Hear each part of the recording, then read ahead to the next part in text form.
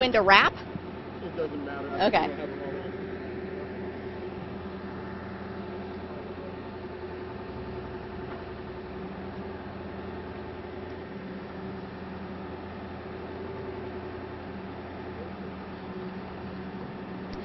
Good morning, everybody. Meredith Sensulo in Brooksville. I want to show you what's going on here on Barclay Avenue.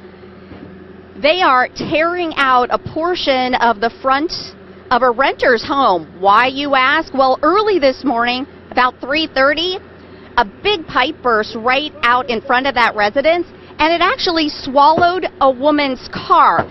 I actually have a picture here on my phone that you might be able to see it. You can certainly find these photos on WFLA.com, but that car belongs to Mary Boone. She says she was inside about 3:30 this morning. She heard something. She thought, what is that? So she went outside. Her car was being eaten by a hole. What does Mary do? She jumps in her car. She can't get out. The car is sinking. So she hops out of the car, tries to climb out of the hole. She falls back in, is able to crawl back out. Her vehicle's only halfway out of the hole.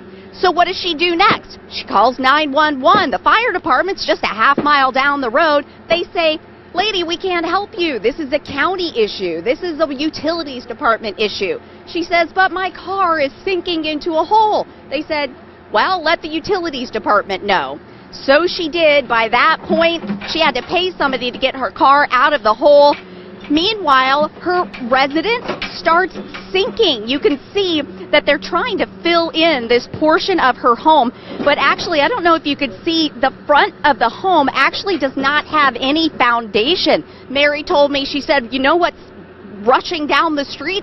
Parts of my foundation. She has lived here for about 4 years. She is a renter.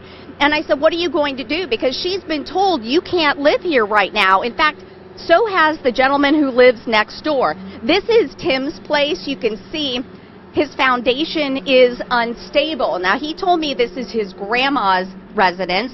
He's lived here for 11 years. And this morning he came home. Mary, somebody called him and said, hey, buddy, you can't go back to your place. So he arrives and finds this situation. He has been told that he can't live here right now because of the unstable situation.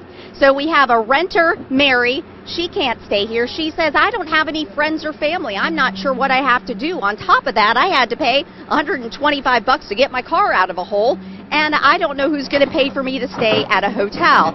Tim's not sure what he's going to do either.